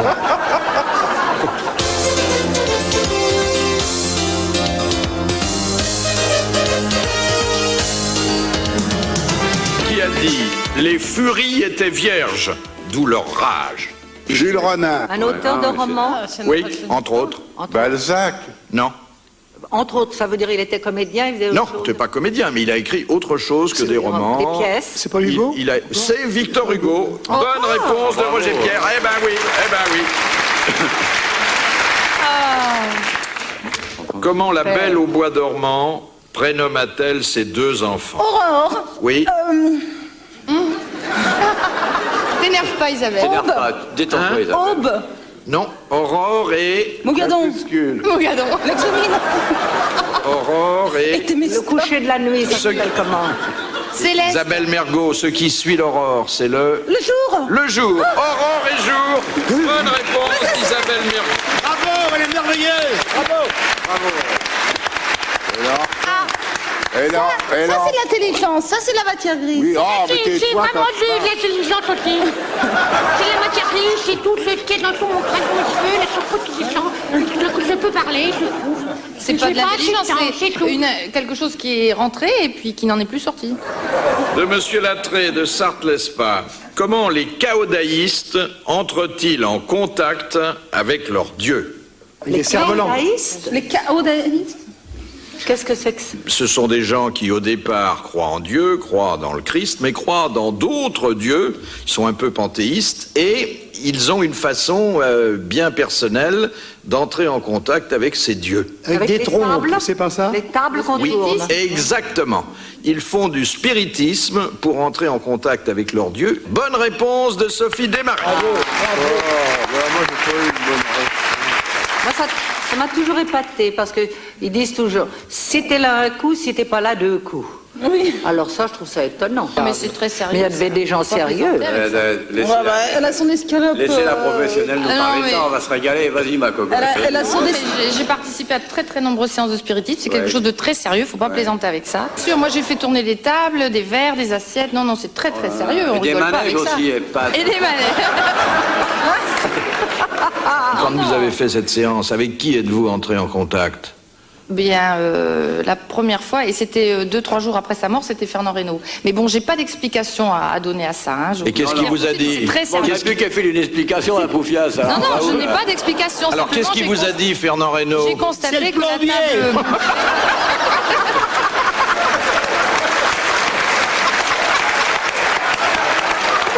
C'est un type qui fait partie des anciens combattants, l'association. Bon, ils se réunissent tous les ans, comme ça, et le type habite en province, et à chaque fois, il dit à sa femme, ma chérie, je vais à la réunion des anciens combattants, et il part 2 ou 3 jours avant, parce qu'il a quand même dans la tête envie de passer rue Saint-Denis pour aller voir les dames. Et alors, avant la réunion qui a lieu le jeudi, le mercredi soir, il va rue Saint-Denis, et il se fait une dame qui vend ses charmes, mais comme il est assez âgé, et il a une maladie nerveuse, en plein milieu de ses acrobaties amoureuses, il se pète un nerf du cou et paf! Et il a la tronche complètement comme ça, comme Fernand Reynaud quand il racontait l'histoire de la bougie. Complètement là. Oh, il est très emmerdé parce qu'il dit, oh, c'est effroyable.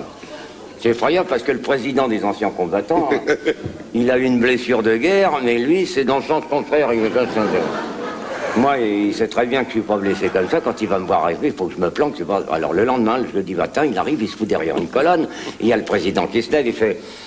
Mes chers camarades, tous les blessés de guerre, les anciens combattants que je vois ici, Dupont, Durand, du Schnock, du Fessner, tout ça, tous réunis comme tous les ans. Et là, il aperçoit l'autre mec qui a eu son accident tout à fait inattendu. Là, il fait, dites donc, vous, Durand, vous n'êtes pas comme ça d'habitude, qu'est-ce qui vous est arrivé? Vous savez ce que c'est, moi, ce que j'ai eu là? Hein, vous vous foutez de ma gueule, hein? Moi, c'est un 75 en 14. Et l'autre fait, moi, c'est un 69 en 92.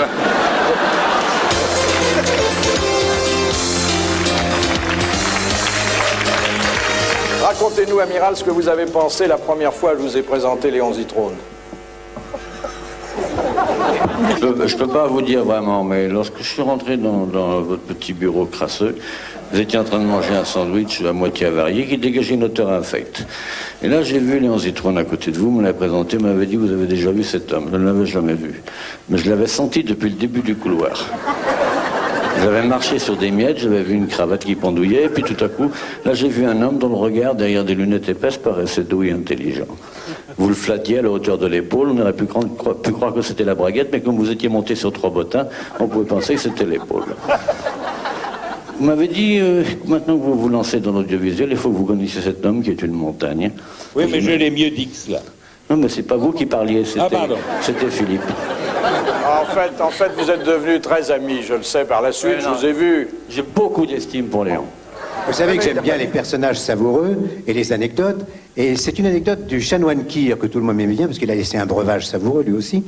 Et je veux dire que le chanoine Kir, un jour, en rentrant dans son église, s'aperçoit qu'une jeune femme était là près du bénitier, très décolletée et en mini-short. vraiment le short tout à fait mini, presque la poitrine à l'air. Et elle se signe près du bénitier. Et c'est une histoire authentique. Le vin blanc, le Bourgogne aligoté, remarquable tout seul, et la crème de cassis, remarquable tout seul. Mais on peut quand même rendre un hommage à ce chanoine qui était un... Excusez-moi, Roger, de vous avoir interrompu, mais je tenais à signaler ma présence. Je ne jouerai jamais avec vous parce que vous coupez les effets. On peut être d'un avis contraire, donc du vôtre, Roger. Donc, alors, ce brave chanoine voit cette femme très décolletée, en mini-short, près du bénitier, en train de se signer. Et il s'est avancé, c'est une histoire authentique, il lui a dit « Écoutez, mademoiselle, excusez-moi de vous interrompre, mais si c'était simplement pour les tremper les doigts, c'était pas la peine de vous déshabiller. »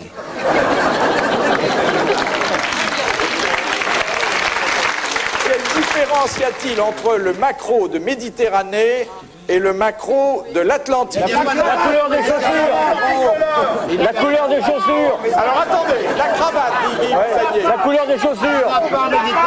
La couleur de la chaussure. Ils n'ont pas le même nom. Et puis il y en a un qui a quelque chose que n'a pas l'autre.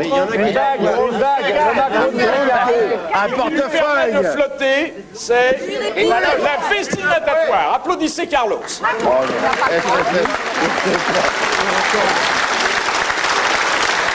Où trouve-t-on du laguneau? Laguneau. L-A-G-U-N-O. Chez Nestlé. Non. On le trouve sur les côtes du Niger. Sur les côtes du Niger? Oui. Non. C'est un rapport avec les lagunes. Ça n'a aucun rapport. avec les bébés, alors. Alors, ça concerne les nouveau-nés. C'est ce dont les nouveau-nés sont recouverts à leur naissance. Exactement. C'est un duvet tout à fait éphémère qui se trouve sur les nouveau-nés tout de suite après l'accouchement. Bonne réponse de Jacques Balutin, qui est le roi des autodidactes. J'étais dans un cimetière belge et sur une tombe, j'ai lu une épitaphe. C'était « Ah, vous voyez quand je vous disais que j'étais gravement malade ?»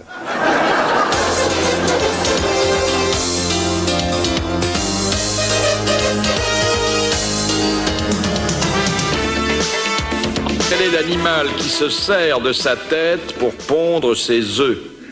Le crapaud. La fourmi. Non. L'escargot. L'escargot. Bonne réponse de Roger Pierre. C'est d'ailleurs très très douloureux. Il dit aïe, aïe, aïe. Aïe, aïe, aïe. Mais il est pris comment? Par C'est vachement marré, là. Putain, merci. Comment? Par ses petites cornes. Par ces petites cornes, oui, oui, mais regardez, quand vous commandez une douzaine d'escargots, au lieu de vous jeter dessus voracement, attendez que l'escargot ait une pulsion sexuelle et vous verrez qu'il y a une petite chose qui sort sur le côté. Ils font des petits. Oui. Ah. Et tout seul, tout seul. Comment, ils se les font tout seuls? Oui, oui, oui, oui. Mais d'ailleurs, ils sont sourds. Hein. Que supprima-t-on en 393 après plus de 1000 ans d'existence? En 1993? Non, 393. La C'est pas croix. possible qu'il y ait 1000 ans d'existence en 393. Si, il y a bien des choses qui ont commencé avant le Christ. Avant Jésus-Christ, oui. Avant Jésus-Christ. On a supprimé ça en 393. On l'a supprimé et puis beaucoup plus tard on l'a rétabli et de nos jours ça continue. Tourner manège? C'est le calendrier, la façon de C'est un compter les privilège? Non, Ça concerne tout le monde? non. C'est dans l'Empire romain ou les restes de C'était l'Empire plutôt romain. chez les Grecs. Ah, le rétroviseur. Pour voir qui c'est qui arrive. Ils ont supprimé le rétroviseur, puis après ils ont réadapté avec un essuie-glace, un phare, une trousse à maquillage dans le sac à dos, comme ça. Vous donnez des Grecs une image qui n'est pas très flatteuse. Ben, c'est moi, je les ai vus que de dos. C'est pas la République, non? Non. Les Jeux Olympiques? Les Jeux Olympiques. Ah, bravo! Bonne réponse de l'amiral. L'amiral badine, l'amiral rigole, mais l'amiral répond. Excusez-moi, mais le Mitterrand qui va mourir, Ah bon? toute sa famille autour de lui. Quand? Pas de fausse joie. Je sais pas la date. On dit, dites-moi, alors il y a un nain qui est là qui dit, dis-moi, c'est une question, bon, personne ne se l'a posée, mais quand même, bon, il faudrait qu'on sache, t'es pas éternel, quand tu vas mourir, tu voudrais être, il a l'accent pied noir, tu voudrais être enterré où?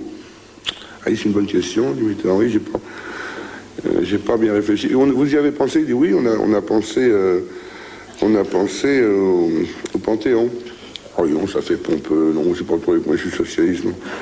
Bon, on a aussi pensé là, ils sont d'accord au Vatican. Ah bon, ils seraient d'accord? Oui, c'est une question un peu de pognon, mais ils seraient d'accord. Oui, mais c'est pas possible. Non, c'est pas bien, il y a trop de curés, trop de curtons, non, pas possible. Il dit, on a pensé à un autre truc, il y a le Saint-Sépulcre. Oui, le Saint-Sépulcre, là où Jésus est. Ouais. Mais ils sont d'accord, les Israéliens? On a eu Shamir au téléphone, bon, c'est un peu cher, c'est 300 000 $. 300 000, ce serait bien, là où Jésus, ce serait bien. Mais c'est cher pour 3 jours, il dit. Pourquoi il n'y avait pas de roi présent à la première croisade? De peur qu'ils ne fussent capturés. Parce qu'il y avait une guerre ailleurs. Non, c'est Godefroy de Bouillon qui donc a mené la première croisade avant de devenir lui-même roi de Jérusalem. Et directeur de chez Liebig.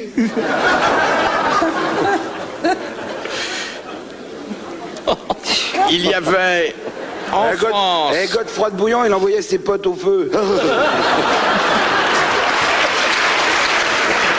c'est bien. Alors, il y avait actuellement, à l'époque, il y avait Henri IV qui était le roi de France, il y avait Philippe Ier qui était empereur d'Allemagne. Ils auraient pu se joindre à la croisade. Mais ils n'étaient pas catholiques à l'époque. Ils étaient excommuniés. Bonne réponse de l'amiral. On voit mal 2 excommuniés participer à une croisade sur les lieux saints. Je veux pas la ramener, mais je vous ai mis sur la voie quand même. C'est vrai. C'est vrai. C'est vrai. Merci Gérard. Voilà, merci.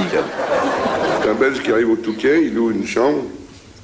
C'est Mario, il est content. Et puis il collectionne, lui, au lieu de faire du sable, du coquillage, il collectionne l'eau. Il prend un verre dans sa chambre, il descend. C'est Mario, de la mer est près, il prend un verre d'eau. Il collectionne les eaux. Chez lui, il met ça dans les bouteilles, c'est marqué eau du Touquet. Et il y a un mec qui tape sur l'épaule, il dit, monsieur, c'est 10 francs. Il dit 10 francs, le verre d'eau, là? Il dit, oui, c'est la municipalité. C'est quand même l'eau du Touquet. On dit francs, le CCM, enfin bon, il paye et tout. Et il rentre dans sa chambre, il met son petit eau dans sa bouteille. Il dort le matin, il ouvre, et c'est marée basse. Il dit, merde, dis donc, le type d'hier, il a dû se faire un pognon fou, hein.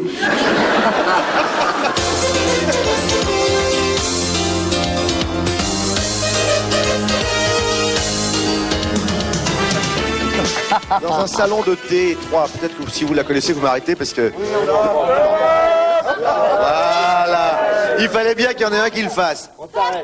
Dans un bon, dans un salon de thé 3 dames belges bavardes, et l'une dit j'ai eu beaucoup de chance parce que j'ai utilisé une contraception formidable pour j'ai eu 2 enfants, j'ai pu contrôler l'histoire complètement, je suis très heureuse.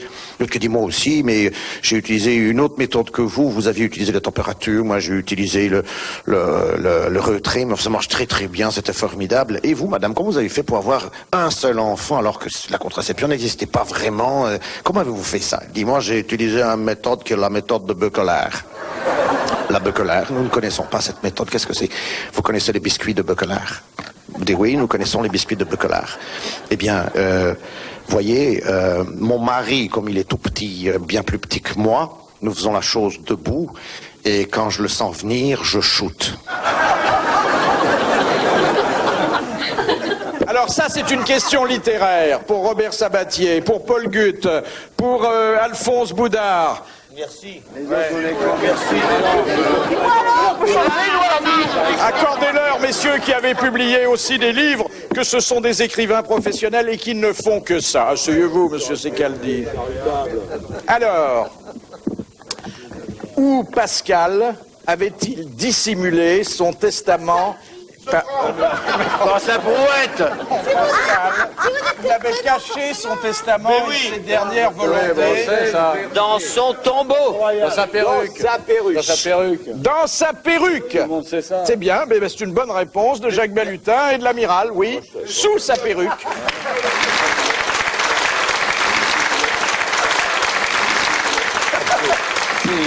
Maurice qui rencontre Abraham, il lui fait comment ça va? Ça va bien, ça va. Il dit t'es marié depuis combien de temps? Ben ça fait 10 ans. Il fait 10 ans, dis donc. Et t'as des enfants? Il fait non, j'ai pas d'enfants. Il fait comment t'as pas d'enfants? Ben non, j'ai pas. Comment t'as pas honte? Il y a 10 ans que t'es marié et t'as pas d'enfants? Il fait non, parce que je me suis rendu compte que ça sortait des bourses, il n'y a pas de petites économies.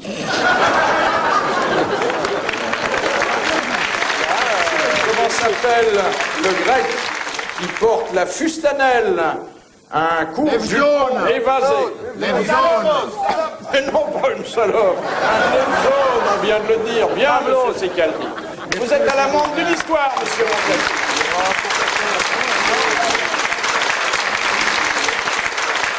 Bon, alors, pour faire plaisir à Philippe qui aime bien ce genre d'histoire... Oh là là, oh là là, oh là là. C'est un mec qui roule sur la route, il est là dans sa voiture, il y a un représentant, et puis il voit au-dessus de la route marqué Soissons, foire aux haricots. Soissons, foire aux haricots. Il dit, oh, ça fait 5 ans que je suis marié avec la même femme, ça fait 5 ans qu'elle me dit, oh, ma mère a une recette de flageolets extraordinaire, je vais te préparer, et elle me fait jamais de haricots, j'adore ça, je vais m'arrêter à Soissons, je vais prendre des haricots jusque-là. Il s'arrête, il garde sa voiture, il y a plein de monde, il mange des haricots, flageolets, cassoulet, etc., etc. Il s'en met jusque-là. Il boit un peu, il reprend sa voiture, il commence à rouler, au bout de 5 kilomètres. Ça y est, Il referme la fenêtre, 5 kilomètres plus loin.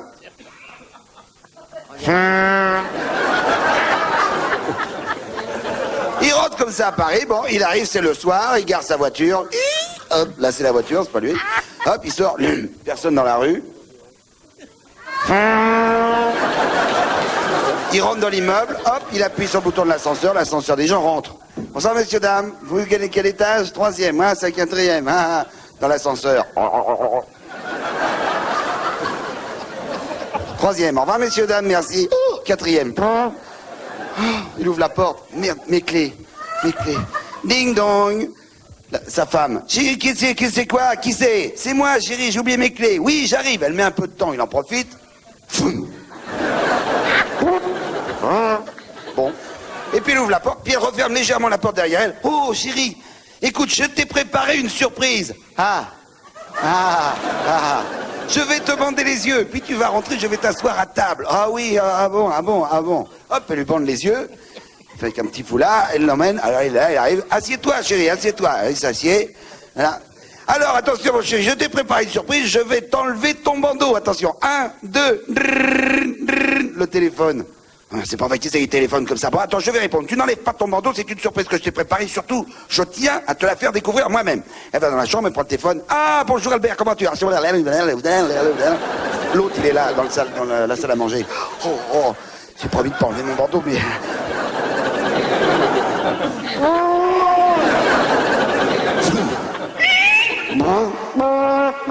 Hop, il prend sa serviette, il est vente. Au revoir Albert, je me dis le dinard. Bon, tu n'as pas enlevé ton bandeau. Non, attention, je te l'enlève. 1, 2, ding dong. Oh, c'est pas vrai, merde, ce là. Ouvre la porte. Ah, bonjour madame, je suis les enfants, l'autre. Il enlève son froc. Toujours garder le bandeau.